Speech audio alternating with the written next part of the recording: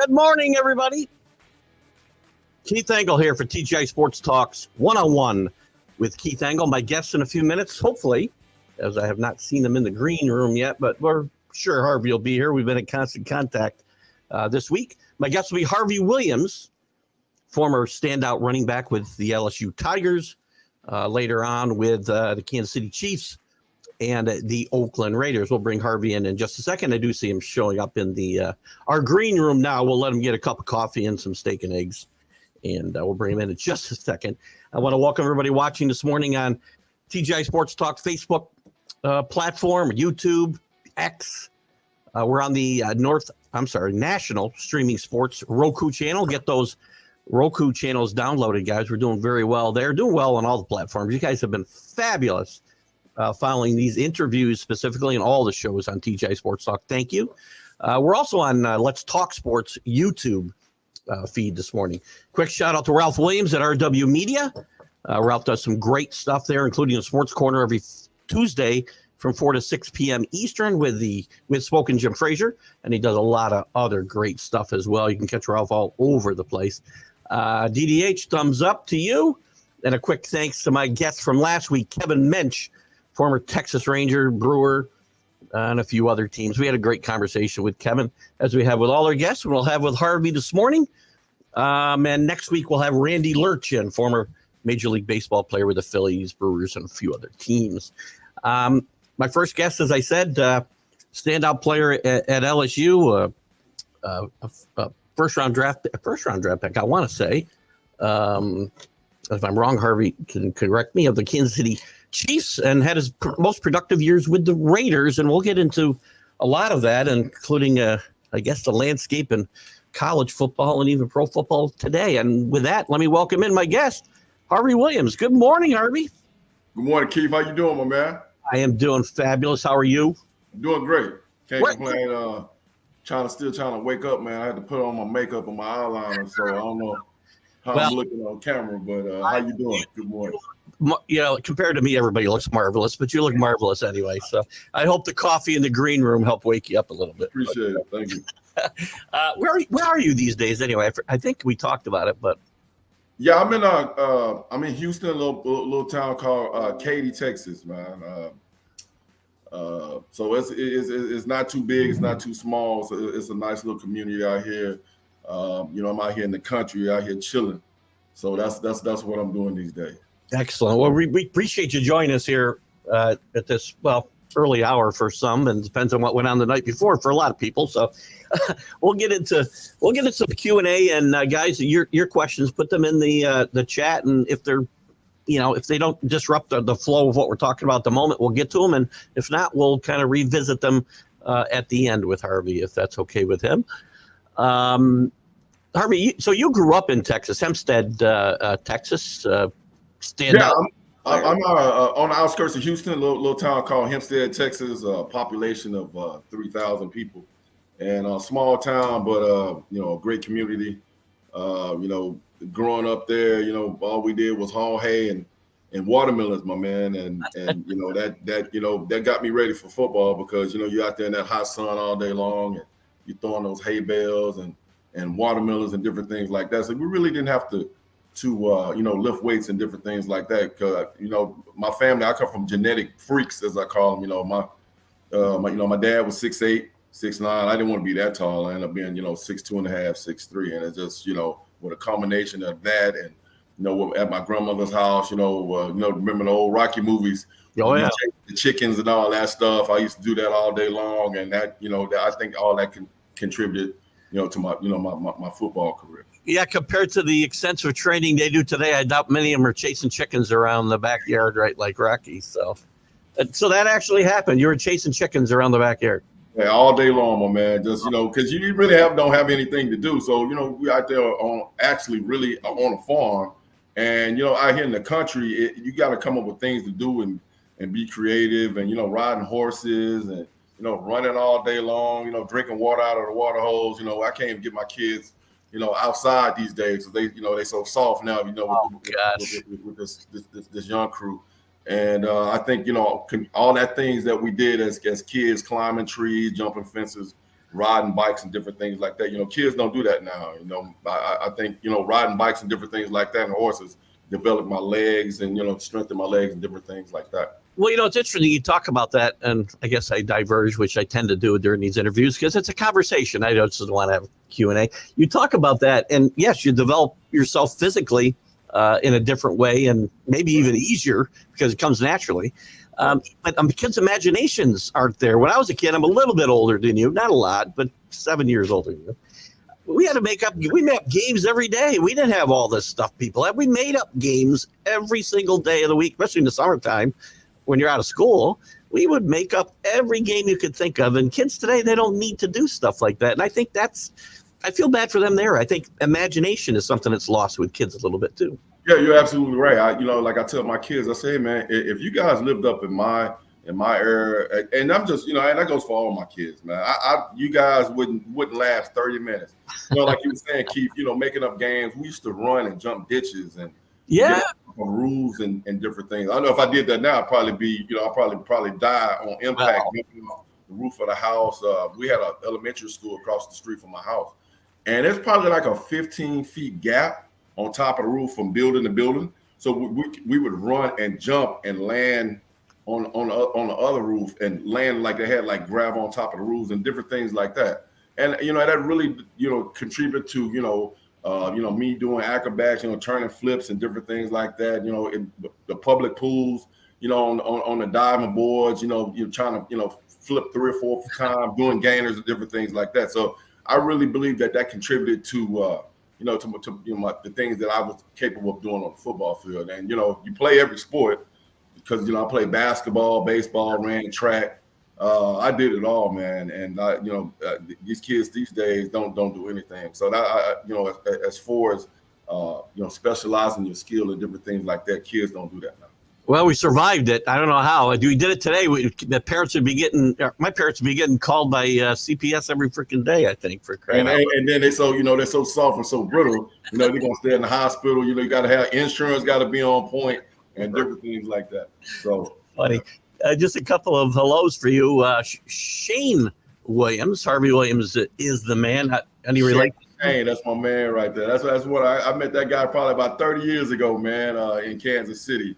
And we became really good friends. And he's a Kansas City guru when it comes to Kansas City, and we've been friends a long time. So what's up, Shane? And Clifton Senegal says one of Hempstead's favorite sons. So you're popular. Well, listen, you were a high school football star. You're in the Texas High School Football Hall of Fame, so you must have played very well. You talked about playing other sports too. Was football your best sport, and you knew this is what would you pursue, or did you have chances or opportunities in the other sports as well? I think I could have been a hell of a baseball player, but baseball was so slow. But football was my passion. Football was my heart. Football is still my passion right now, and I breathe it. I feel it every day. Football is 24/7 in my household still after all these years. So I knew at 6 years old, 5 years old, I knew I wanted to play football for the rest of my life. And, playing Little League football, my first team that I played on was the Raiders. My dad coached me along with my brother, Daryl, that just passed away. My brother just passed away about a month ago. Oh, I'm sorry to hear that. We shoot together. And, so just football was everything in my household. And my dad, every day you turn on the TV, it was something about football. Even though we only had 3 channels, and remember the rabbit ears and different things, NBC, ABC, and CBS. So, back in them days, when you could catch a football game on TV, everybody was all locked in, and it was a great time back then. I had to have my brother stand in a corner with the rabbit ears and say, "Don't move." He couldn't watch the TV. He was younger. You hold the rabbit ears, I'll watch the game. Exactly, along with that aluminum foil. So Yeah. Now they're wearing it on their heads, so that's another story for crying out loud. Playing Texas in football, obviously a hotbed of talent. Were there guys you played against that we would know of today? Great players. Johnny Holland. I went to school with Johnny here in Hempstead. He was a great linebacker for Green Bay. When you say that hotbed, Thurman Thomas. Yeah.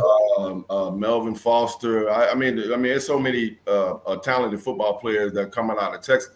Texas football is a religion, and I've seen California football firsthand. I've seen Florida football, Louisiana, and you know, when I played for Kansas City, I went out there and saw some of the high schools. Nothing, Keith, compares to Texas football. It's not even close.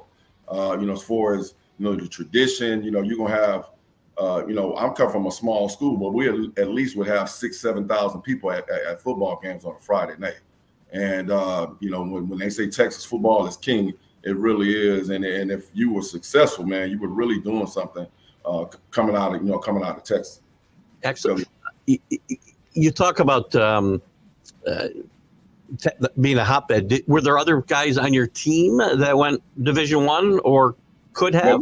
Well, my year, I came out of high school. We had 7 guys that got D1 scholarships, and I came from a 3A school. I come from a district of Eric Dickerson, if everybody know who that is. And that was pretty good player. Yeah, that was my idol, and you know, Billy Sims is right down the street from here. Amazing.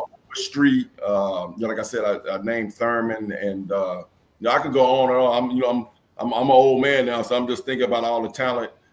Percy Water that went to Texas A&M, Lance Pavlis, all these guys. You know, in the 80s, in the late 80s, it was so much heat coming out of Texas, man. It was hot, and you know, everybody was on everybody's radar. And you know, my year coming out of high school, I wanted to be the #1 running back coming out in the country. And if you was on my list, I watched him and tried to figure out who you was.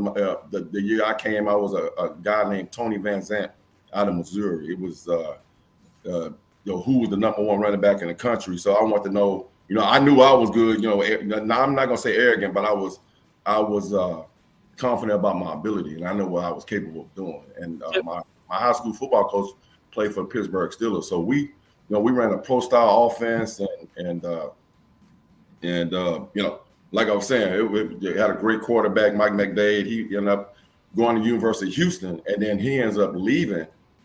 And won the Heisman Trophy, the guy that was behind him. That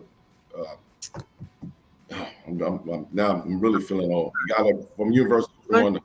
David Andre Ware. Andre Ware. Okay. Andre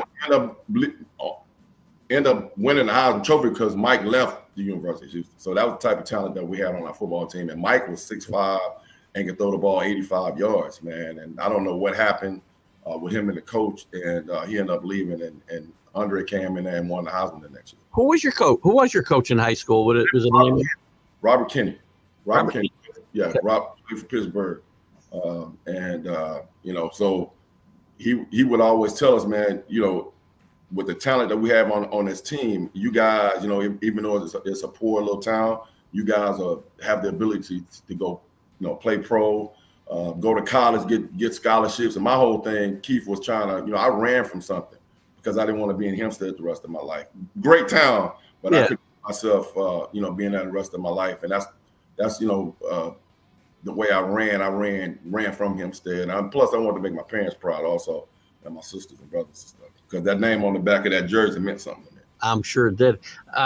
Real quick, JB, I see you in there. Welcome, JB. And your question I'll get to about it's a little bit more of a pro question. We'll get to it a little bit, so stick around. Harvey, you go to LSU, but I'm sure you had tons of offers given to what we talked about. Where did you consider going besides LSU, or was there another place? If SMU would have been on, like I was saying, that was the title, and you know, next I would have, if I didn't go to LSU, I was going to USC because of Marcus Allen, because you know, Marcus is one of my idols, and to get a chance to, you know, play with him, play him against him, and still to this day, you know, we still have that competitive thing that we have when we see each other. You know, I got a chance to go to LSU and be successful, but if I didn't go to LSU, I went to SMU. Did the other Texas schools pursue you? Yeah, Texas A&M. It was, I don't know if you know about the story. They had it in Sports Illustrated. I was on my way to decide which way I was going to go. It was going to be LSU or Texas A&M, and I was walking down the hallway, and one of my little classmates was singing the Texas A&M fight song, and you know, it sounded really corny to me, and I was like, man, I'm not going there. Plus, it was too close to home for me, so you know, it's probably about 45 minutes to an hour. If I'd went to Texas A&M, man, I'd probably been home every weekend, and that was a no-go. That was a no-fly zone. And I a little too close. So I think, by me, going to LSU was not too close, but it wasn't, not too far. It was 4.5 hours away. So I think I made a great decision by going to LSU. Well, you went to a school that, the SEC's got rich tradition, obviously, in general, but LSU has now and had some good tradition. Bill Arnsparger, I believe, was a coach when you first got there, former great defensive coordinator with the Dolphins. We know about those great Dolphin teams in the 70s.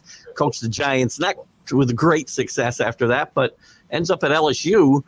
What are your thoughts of Coach Arnsparger? Yeah, I just got chills right now when you just mentioned his name. Bill was like a father figure to me, and I went to LSU because of Bill. And my thing was, when I went there, he was gonna give me the rock, and you can win the Heisman Trophy here. And I believe if he wouldn't have left, because I only got a chance to play 1 year with him. Yeah. And he left, and that broke my heart. I thought about transferring, going to another school, and by him leaving. The day he left, I went in his office. I said, Coach, you promised me that, you was going to stay here for 4 years. And he was like, Harvey, it's a great opportunity. And I really feel still that you can win the Heisman Trophy with me not being here. And a guy came behind me named Mike Archer. Yeah. Did a good job. And he was, I'm not going to, beat a dead horse, but he didn't recruit how Bill recruited. We didn't practice the same, Keith. And it was just, that 1987 team we had, man, we should have won the national championship. That was Bill's team, and I really believe if he'd have been there in 1987, we would have won the national championship, and I probably would have won the Heisman Trophy. You guys, you had in Bill's last year, you were 9-3, and that 1987 team, we were 10-1-1. We should have. That team should have never been beaten, man. And it just, the play call and just different things that Mike Archer would do. It was mind blowing, and I'm one of the reasons why he got the job, because when Bill left, the first thing he did was come to me and say, campaign for me, and we're gonna keep this in the house. And, everybody was go Mike Archer, and I was one of the ones, main cheerleader on TV every day, every night on interviews saying, we need to hire this cat, and one of the worst mistakes I've ever done, man. Really. Was he on the staff? Was he on Arnsparger's staff? Or he came from Miami, from the Miami teams, but he was a defensive coordinator. And a lot of cats are not great head coaches. They're very good at defense and offense, but as far as being the head guy in charge, he wasn't that guy. And I just really feel, man, if Bill wouldn't have left, we'd have won a couple of national championships. Yeah, we see a lot of that.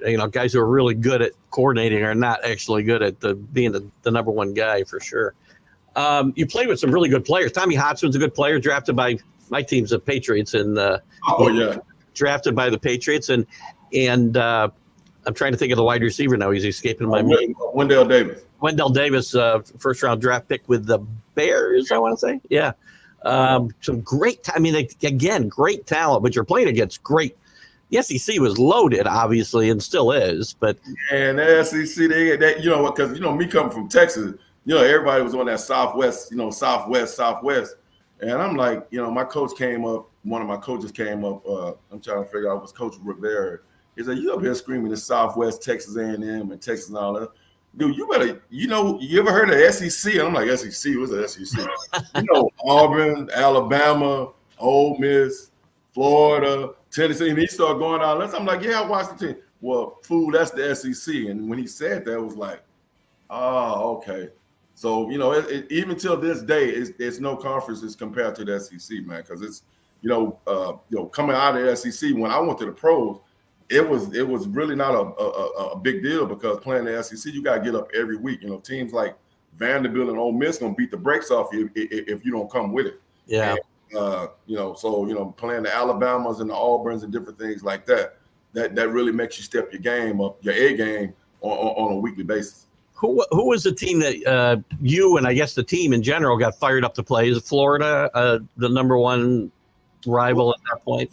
Florida and Alabama. And Ole Miss, we'd have to get up for Ole Miss too. But my sophomore year, man, in that conference, we had, it was me, Emmett, Bobby Humphrey, Rodney Hampton, Henderson, Tim Worley, guys like that, man. So, my sophomore year, they did a big old article. I got it laying over here right now about a Cowboy scout said they have never seen anything with that many great running backs come out of that conference, along with myself, Emmett, and Bobby Humphrey. I had Tim Worley on a few weeks back, and he was a really great player at Georgia. Yeah, he was. I remember watching him, man, and just he reminded me a lot of Herschel Walker. I don't know if he was. No, Tim was fast, but I don't know if he was as fast as Herschel. Herschel had world-class speed, and Tim, Herschel Walker could really stop. To me, Herschel Walker probably could beat Bo Jackson because I'm a track guy too. So when you think about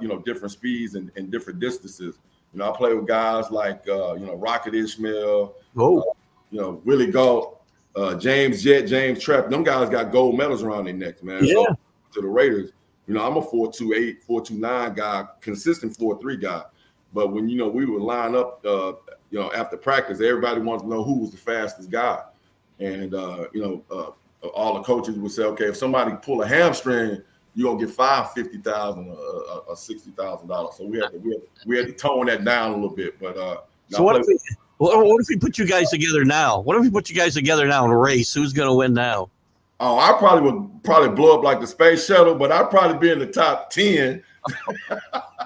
I mess with Willie. Willie Gault look like he still can step because every year we do the Raider alumni thing, and all those guys, fast guys, come back, and we talk about old times, who was the fastest on that team. But there's a lot of guys on that team that can run legit 10 O's, 10 1s, 10 2s, and guys that you never even heard about on the Raiders team was 10 2, 10 3 guys.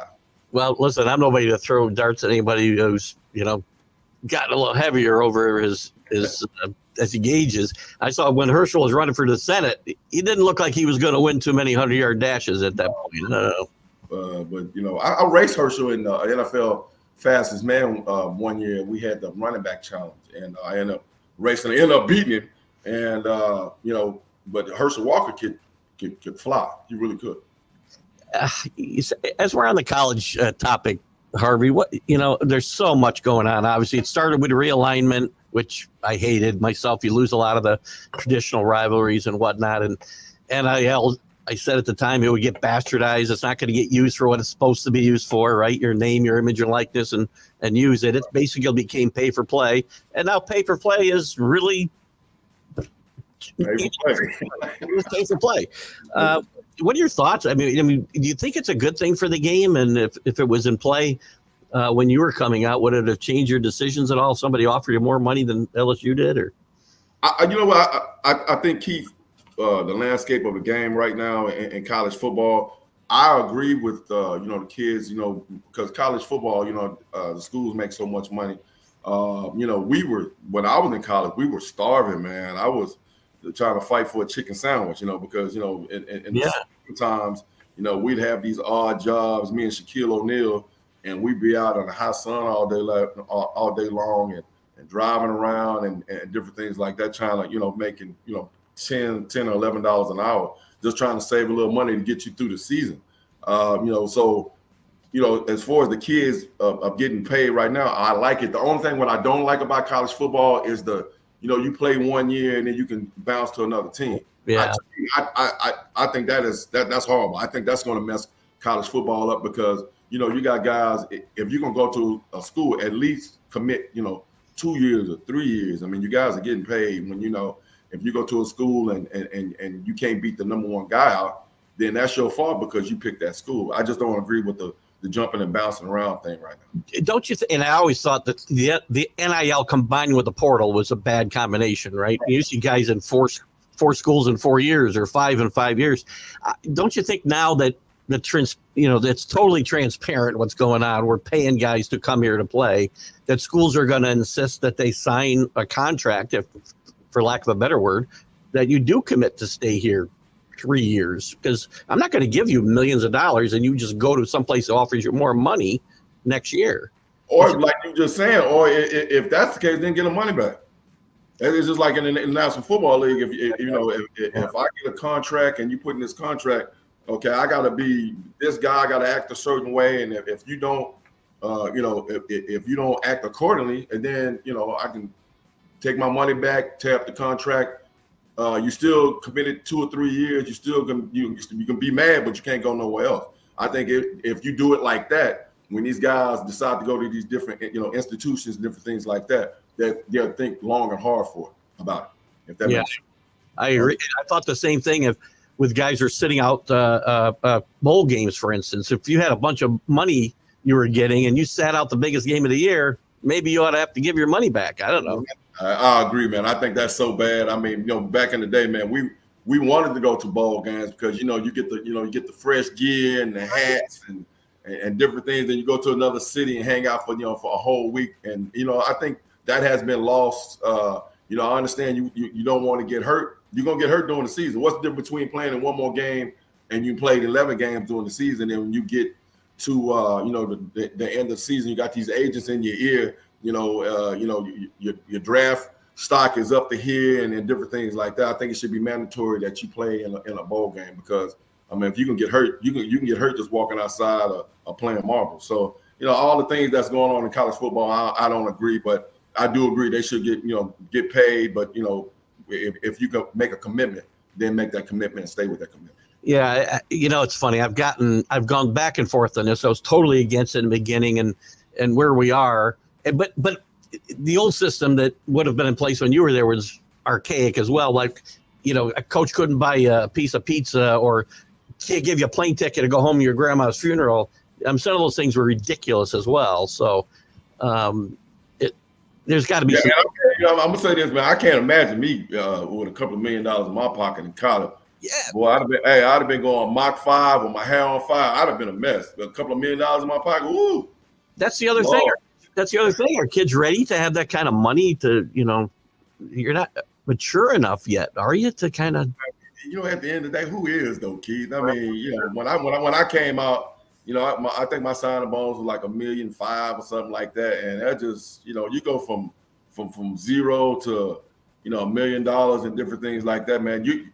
Your brain is on a whole nother, you're in a whole nother dimension. And, luckily I didn't, just go crazy with it. But I did bought some outlandish things and did different things with my money, being stupid and being young and stupid.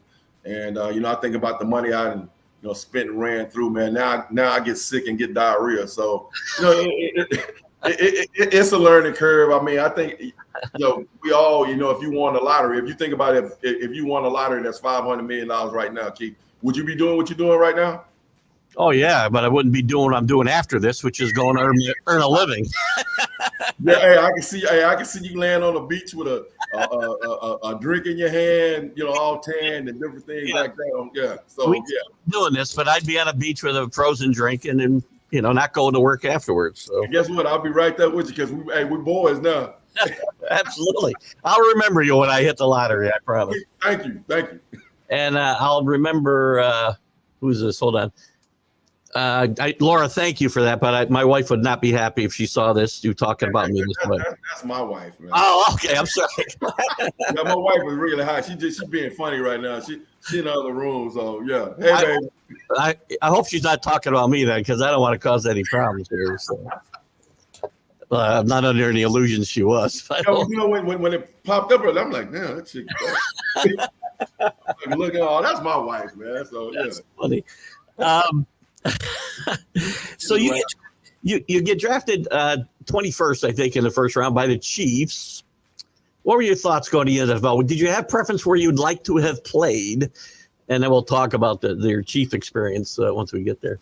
I really thought I was going to go to the Raiders or Miami because the day I got drafted, I was on the phone with a couple of representatives from the Raiders because the Raiders had to pick right after Kansas. I think it was Miami or the other way around.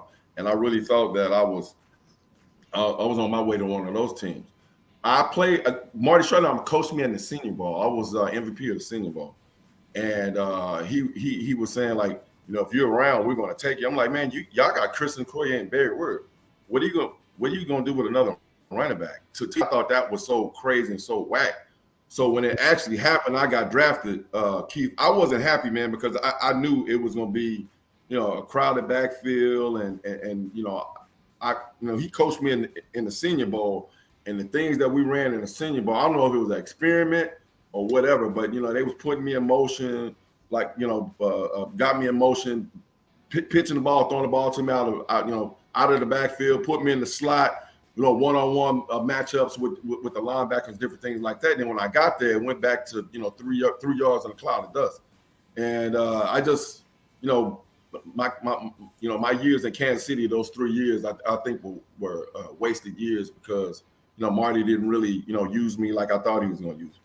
Well, did you enjoy, again, it was a frustrating time, I know, and again, you're playing behind Chris Okoye was like a monster for a couple of seasons there. The Nigerian Nightmare, I think, was his thing, right? Great guy. Frustrating time. What was your relationship like with Coach Schottenheimer during that time?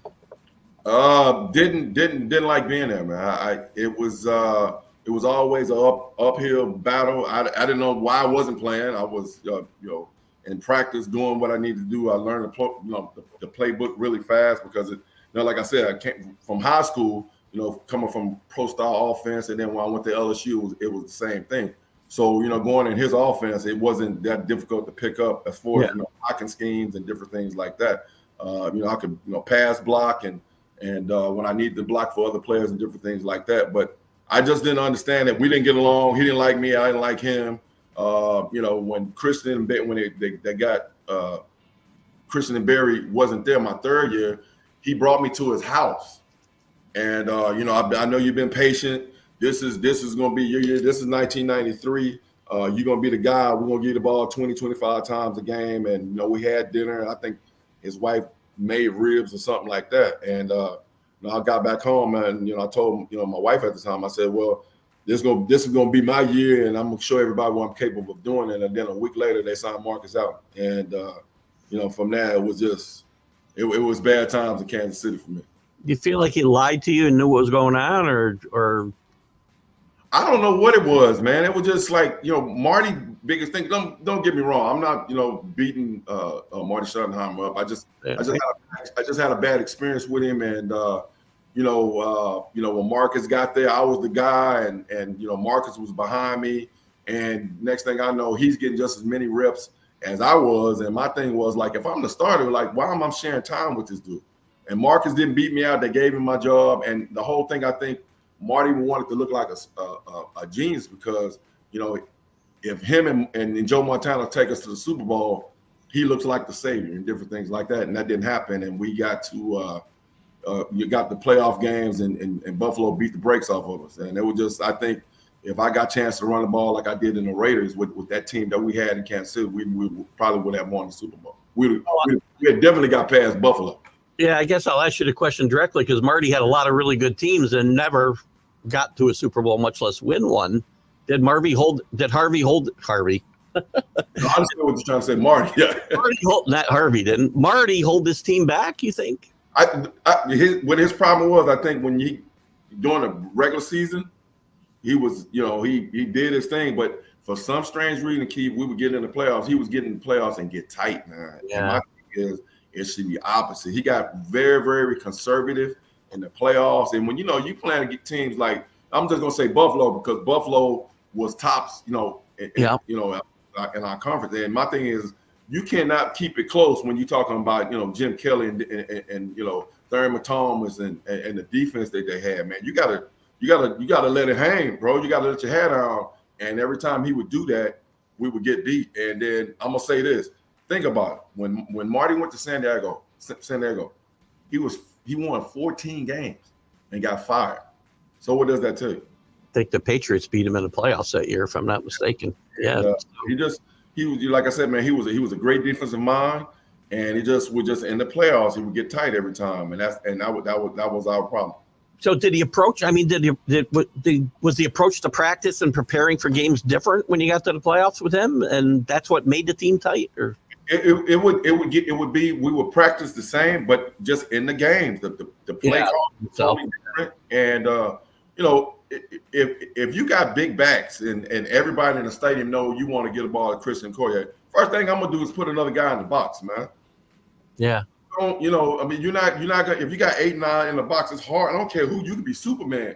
We talk about the National Football League, bro. It ain't too much you can do. I mean, and especially we didn't have fast wide receivers to spread them out, and you know, like we did at the Raiders to take the top off. We had guys that had decent speed. JJ Burton could, you know, he was a 4.3 guy. He can run, but you know, that one guy and the play calling and the way we ran the ball, and you know, it was just a bad combination.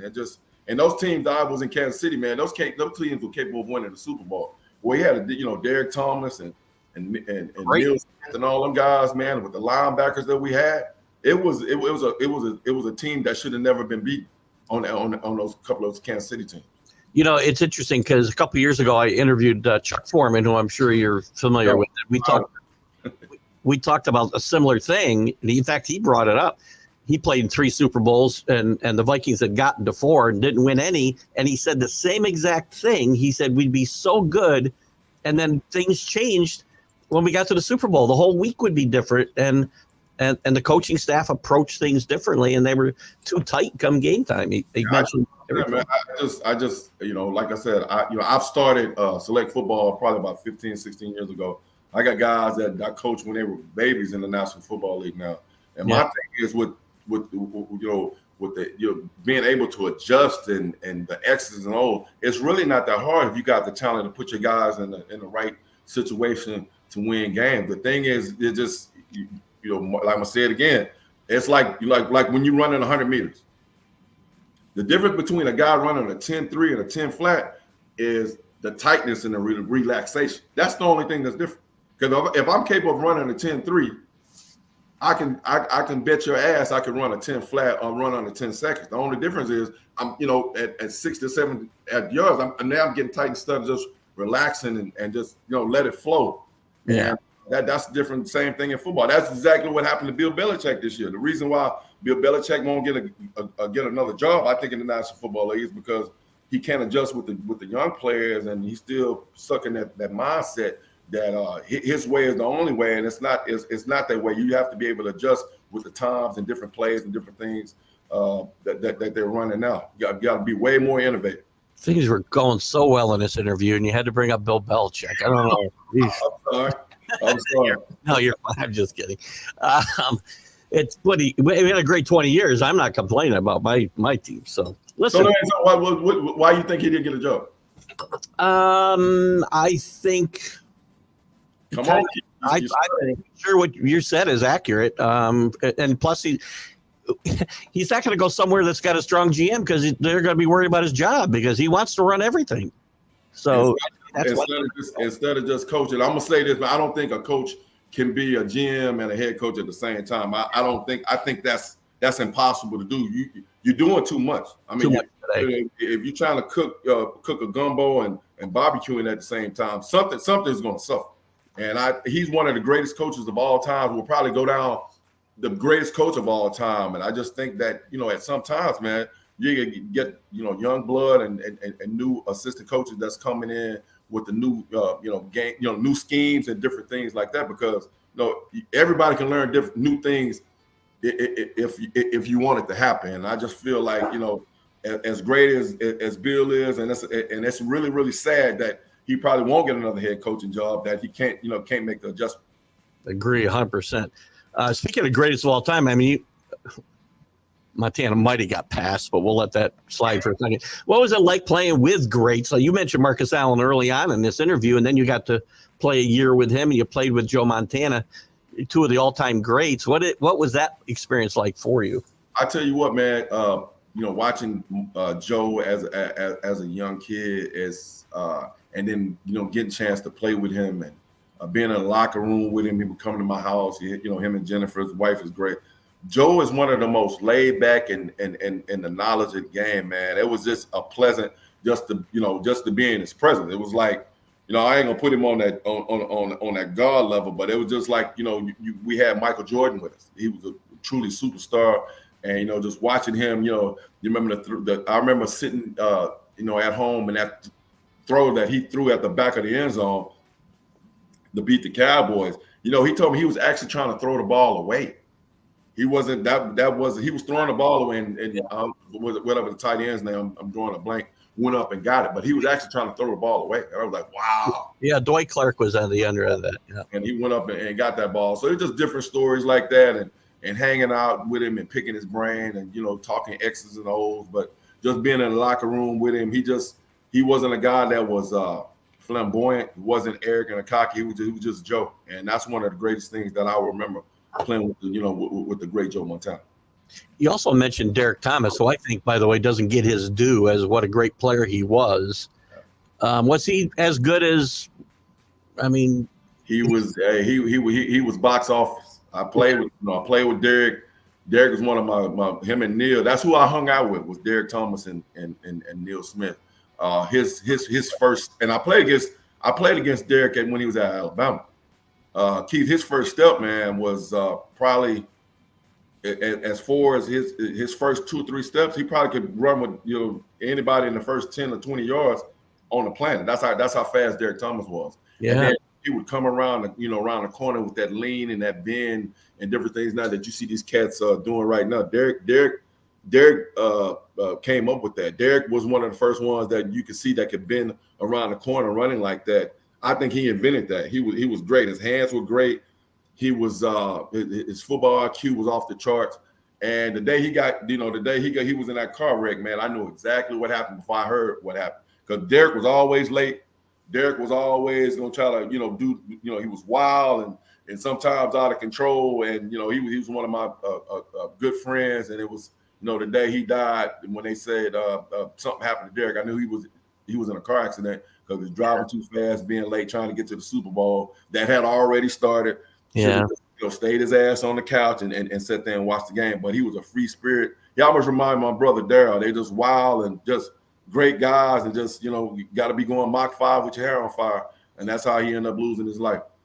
Somebody told me, you mentioned your brother Daryl, by the way, since you said somebody the other day I was mentioning on one of my other shows a promo for this, and they said I had to ask you about your little brother almost breaking one against the Gators. Is there a story there to be told? Man, Daryl, my brother Daryl should have went to Georgia. It would have been Rodney Hampton and Daryl Williams show at Georgia. Daryl wanted to come to, Daryl came to visit LSU. I said, hey, bro, don't come here. And next thing I know, I'm sitting in my dorm room watching the news, and they said, yo, Daryl Williams, Harvey Williams' brother, is coming to LSU. And I called back home like, dude, Negro, didn't I tell you not to come to school here? And he was like, man, I love you, bro, and I just want to be with you, and it don't matter. So, Daryl, my brother Daryl was just as big as Shaquille O'Neal on campus. Daryl was a big man on campus, even though I was a superstar. But Daryl, everybody loved Daryl, and he was a party animal. Spring break. This is my brother right here. We'd go to spring break. He'd get all oiled up, and Daryl had a 29-inch waist, and he was just as tall as I was, but he was more, big, and cut all his hair off on the side, had a big old mohawk, walked down the beach with it looked like a G-string, but it was a Speedo. And my brother was really, really dark, like really dark. And it was like a green Speedo with sunglasses on with a 5-foot python wrapped around his neck, walking barefooted. So that was my brother Daryl, man. He was wild, and he was a great guy. And I'm gonna miss him, man. Just like I said, I just lost him about a month ago, bro. And he was my everything, man. Well, my heart goes out to you there. It's got to be rough to lose a sibling, I'm sure. So, Shane talks about he's one of the 78,000 always chanting for Harvey during those successful moments in Kansas City. Just a couple of comments while we're on the Kansas City. JB talks about KC 21. They took Randall Hill. Miami did that year. You were talking about they might draft you, and the Raiders took Todd Murnovich, which again, that's a whole nother story. There. That's my boy right there. All right, don't y'all be slipping on T, man. Todd? Yeah, really, really well, man. And like I said, every year we get a chance to hang out. Mark Davis, like his dad Al, would bring all the former players back. And when I tell you it's a family affair, and you get a chance to, with the old Raiders that won all the Super Bowls, and you come in and you can see the different eras. And those old guys, man, when you're around them, it's like royalty. Yeah, and when they don't walk, they float. And you be around them, Biletnikoff and those guys like that, man. We have to bow down to those dudes right there, and it's just a great time. So I get a chance to hang out with Todd. He's a great artist and great guy. He's the word I'm looking for. Is it earthy? You know, the guy likes to surf and paint. Yeah. And he is a good. He really is a good guy. One of my viewers in California has knows Todd a little bit, and we've been trying to get him on the show, but we haven't yet. So we're still working on that. If you talk to him, put a good word in for me. We'll do. I can definitely make that happen. I appreciate that. And JB, I'm sorry, I love Don Shula, but he's not the GOAT. Bill Belichick is. I'm sorry. Yeah. Yep. I mean, Belichick is the GOAT. Who else is good? Shula was great. Knowles for Pittsburgh was another great one. Bill Walsh. There's a lot of great coaches. Yeah, Bill Walsh, my man for the Cowboys with the hat. Yeah, I don't know. None of them got 6 rings, though. I'm just no, they don't. No. Bill is definitely the GOAT. We'll debate that, JB, at another time. And Clifton says he was having a good time during this interview until you mentioned the Cowboy 49ers game. So. Man, I got Cowboy fans all around my house, in my neighborhood. And it just, every year everybody's talking with the Cowboys. Eventually, I think they'll get it together. I just think it won't be no time soon. So we'll see. Well, a lot of those Cowboy fans are getting older. They better move on, man. Yeah. Right. Your time in Kansas City ends up. You get to the Raiders. Was it free agency trade? I don't remember. I didn't. Well, this is what happened. So 1993, when at some point Marty stopped playing me for some strange reason. I got hit in the Miami game and knocked me out, but I was ready to go the next week, and he just wanted Marcus out there with Montana, so he thought I was going to be a distraction. I could have really been a distraction. I could have been running my mouth, why you not playing me, going to the news and different things like that. But I'm a team guy. Anybody that has ever played with me, Keith, will tell you that. Yeah. And I'm gonna give it 1,000%. So I just sat there and I just watched, what was going on, and it was just a bad time. And I just, I didn't want to be there anymore. So after the season was over with, Marty called me on my phone. Harvey, this is Marty. I'm like, yeah, what's up, coach? We want to give you a contract extension. I'm like, what? I said, man, exactly what you guys did to me this past year. I said, Marty, look, kiss my ass and trade me or cut me. So they were looking to trade me to Green Bay, and they was asking for, I don't know what they were asking for, but about 3 weeks later, he called me back and said, hey, I'm gonna give you exactly what you want, and I know exactly where you're going when you leave here. And I said, yeah, you already know. And he ended up cutting me. I ended up going to the Raiders, and that's how that transpired. And Al Davis was when I got there. He was like, I can't believe this is a joyous day, and you're gonna play well, and welcome to Los Angeles. So I was at home. What was it like playing for Al Davis? Was he around the team daily? I mean, what was it like at that point with the Raiders? I know early on he was, pretty much involved daily with the Raiders. Still at that point? All that, I think that's all hype. We'd see him probably once a week, doing practice. It wasn't, I used to hear the same thing. Al is, he's not every day at practice, and he's, calling plays and, doing the game. He'll radio down there and call plays. That didn't happen. He was hands-on owner, one of the greatest owners of all time. Everything that I have now that you see behind me is because of Al Davis. My home, my cars, and different things, and my checking account is because of Al Davis. And, when I tell you, Keith, that he actually took care of his former players and still taking care of players is an understatement. He was a good guy. He had a good heart. And Mark is basically doing the same thing. He's trying to emulate what his dad was doing back in the day. But Al Davis was a great guy. Matter of fact, also, if you can, he right over my shoulder. You see him? I see his picture, yeah. That's him. That's my man right there, man. He was a great guy. He really was. Great picture. Did a lot for the NFL. I mean, he's a polarizing figure, right? I mean, you either love him or you hate him, it seems, and one of those guys. And Al Davis is very important to the history of the NFL. Yes, he was. So you get to the Raiders, you have your best couple of years. You play for like a coach a year, it seems, though, at this point. Now you play for Art Shell, Mike White, and Joe Bugle. Gruden. Who else? I'm missing somebody for the Redskins. Joe Bugle. Yeah. Joe was a good guy, but ran through a whole lot of coaches there. Did you? I mean, your time there, you got to play more. At least your first couple of years, you had your best years there. You had your only 1,000-yard season. But then they bring him Napoleon McCallum. Did you see the writing on the wall there that they wanted him to be the number one guy, or did just something happen that? You know what? I thought because the year I ran for 1,100, I should have ran for 1,600 or 1,700 yards. Yeah. But, Shan Tom, I understand that he was number one draft choice, and I think when he got there, we could have made that work. And Napoleon was great, man. He was a good running back. Sometimes I think he didn't actually want to play.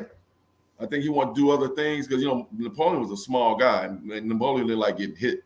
But I think we could have made it work. As far as the writing on the wall, no, I didn't see it. I think they wanted him to be out there because he was a first round draft choice, and I understood that because I went through that at Kansas City being a first round draft choice and not get that much playing time. So I understood that by him drafting him, he needed to be on the football field, and I think we could have both been out there at the same time. He was a Navy guy, right? Didn't he have to wait? The Raiders have to wait a few years for him, or no? That's Callum. We're talking about Napoleon Kaufman. Oh, Napoleon, yeah. No, I know. I got you, bro. I know what you're talking about. I'm 64 years old, man. Sometimes things go in and they don't always come out the same way.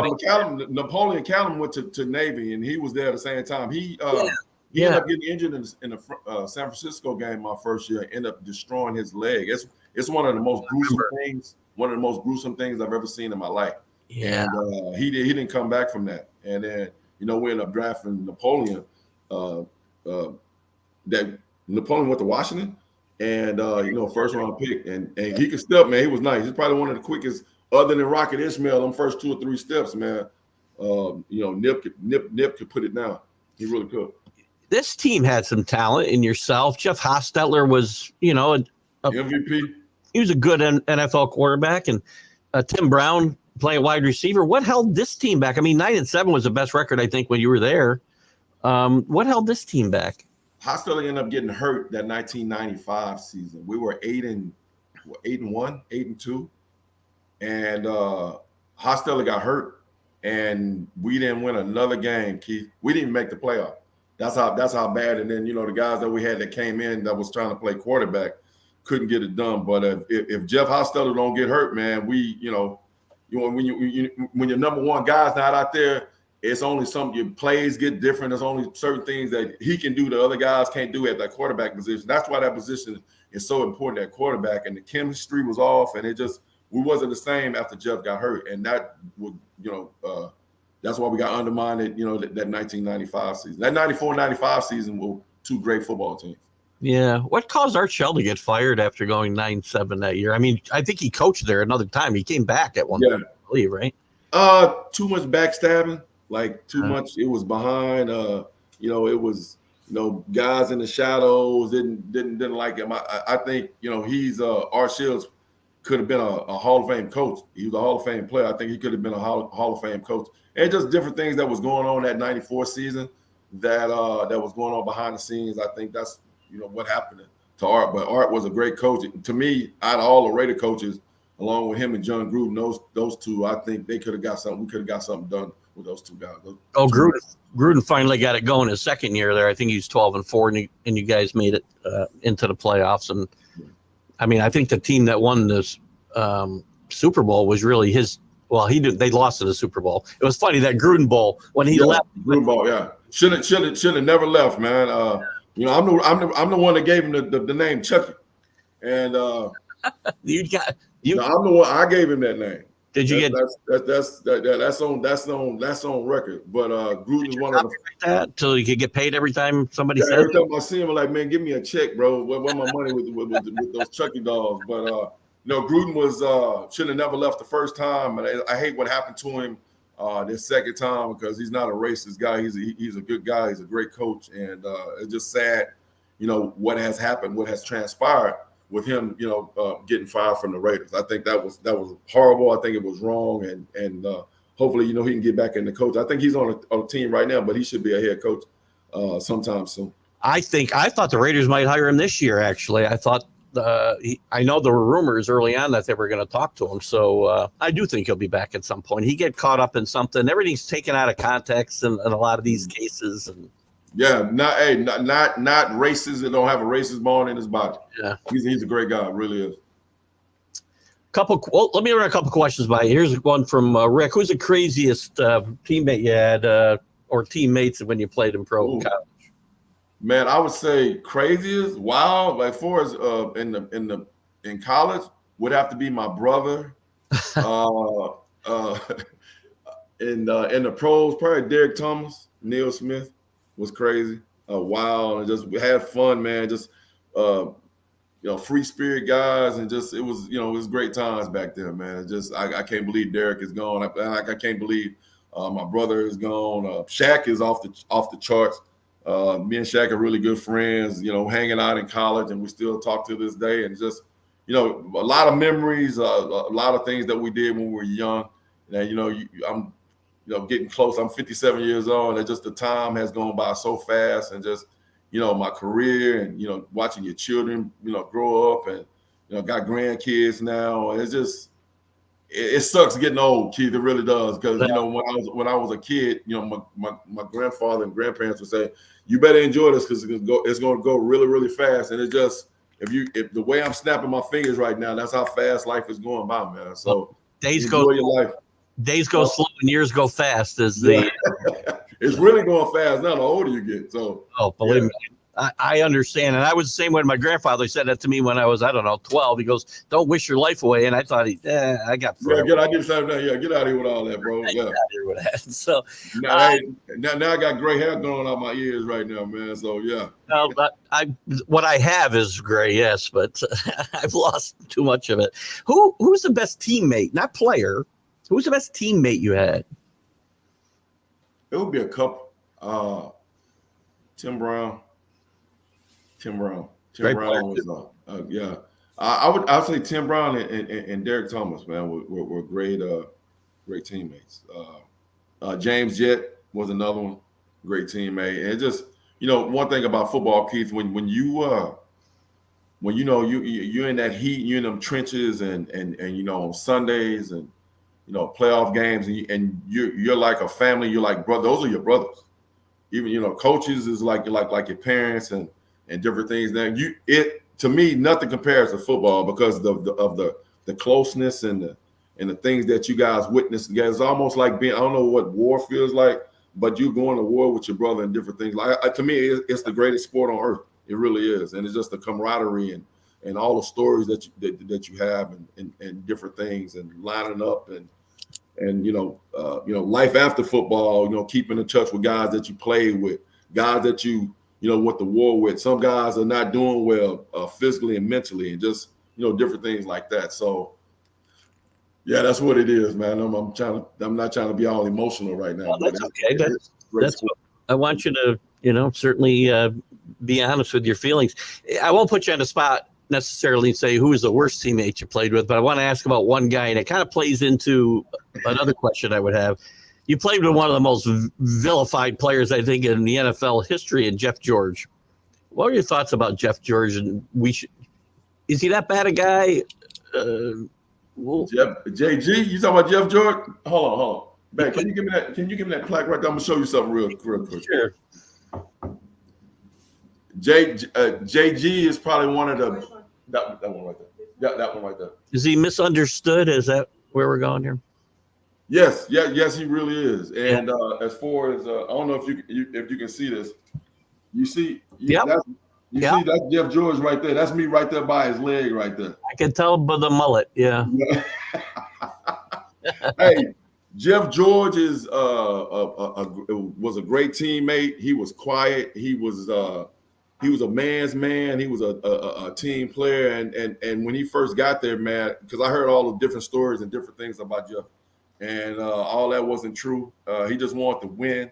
He probably had one of the strongest arms I've ever been around. I actually seen him flick the ball 82 yards one time without not even grunting or straining or anything like that. But it was a pleasure playing with Jeff. Jeff would come out and hang out in my house. We play video games and drink wine and hang out. He just I wish we could have been in the league early in our career on the same team. That's how great he was. He just a bad, the things that you hear about was all cap, was all hype. It never happened, really did. What happened then? What from your perspective, I guess, and knowing him, what happened that he ended up being a vagabond and he'd be in teams in one year and, somebody else the next, and nobody seemed to want him to stay? What happened? And I saw this one time, like, if you're not winning, he would, start not acting a certain way. It just, he wanted to win so bad that he would, well, why don't we do this and do that? And, at that level, those guys don't want to hear that.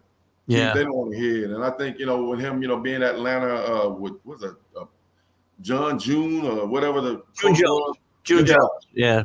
He said, that guy was, and me and Jeff would talk about, I said, bro, what was the deal with him? And Jeff would say, he was an asshole. He didn't know football. And if you try to go and sit down with him and have a discussion, he didn't want to hear you. He'd just blow you off and different things. And when you got a quarterback like that, to me, I think you should be all ears and be open up to, what makes a quarterback comfortable. And if you will win, if your quarterback is comfortable with the plays that he's calling, and, put him at ease and put him in a position to be succcusul.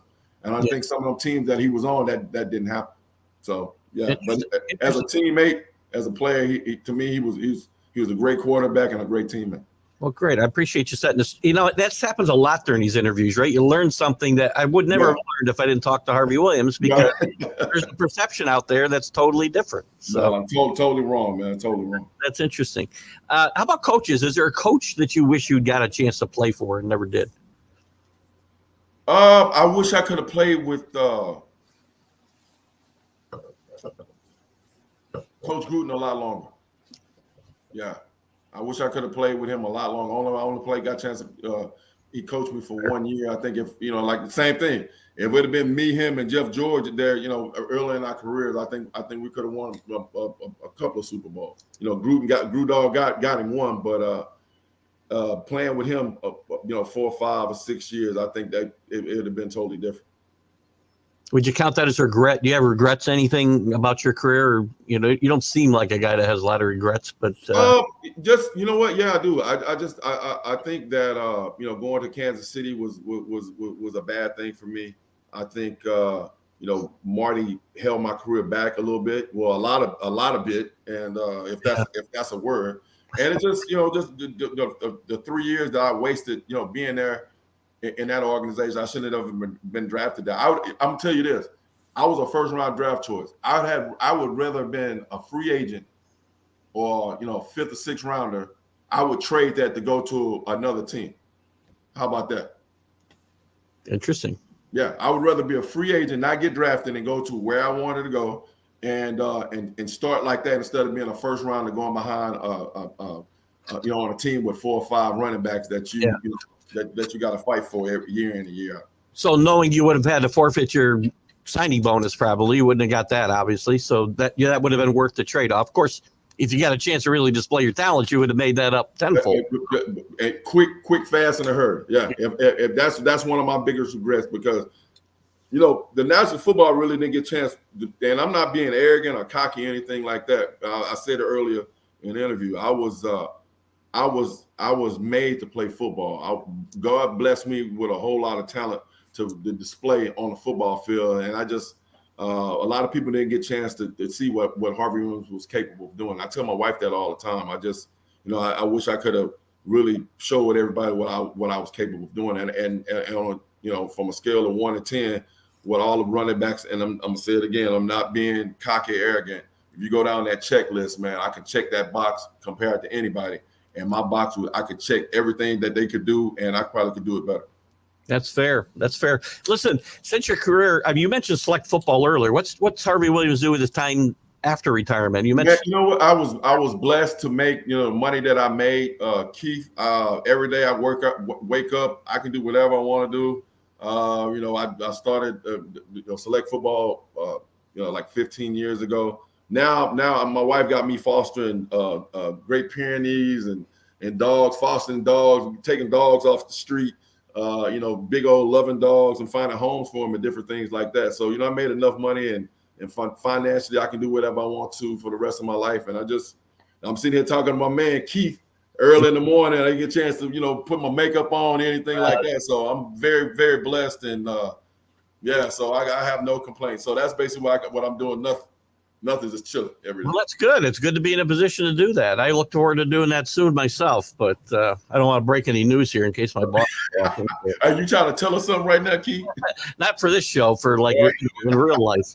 Right. So one quick, Dave Gayat did just put a question up here. Did you ever consider getting into coaching or staying in football in the executive position or something like that? When I retired, Al Davis called me to come coach, and my youngest at the time, my son Tyson, he was a baby, and I wanted to spend time with him because I didn't get a chance with my older kids to spend time with him because I was playing football and different things like that. If I could do it all over again, I'd have went and coached in the National Football League. Al tried to get me to come do that, and I just wanted to spend time with my child at that time. And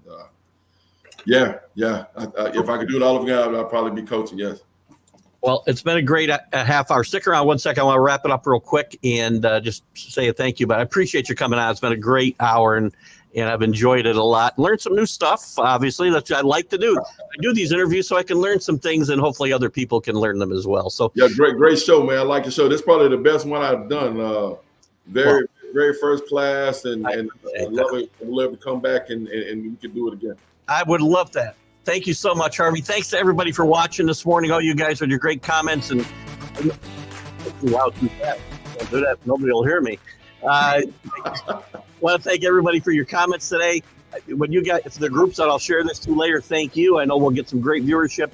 We'll see you Sunday with the Stream of Consciousness show, and next week we'll have Randy Lurch, former Philly and Brewer, and Randy's got a great story to tell as well. So we'll see you then. You guys have a great weekend. In the meantime, Keith Engle for TGI Sports Talk. Have a great day.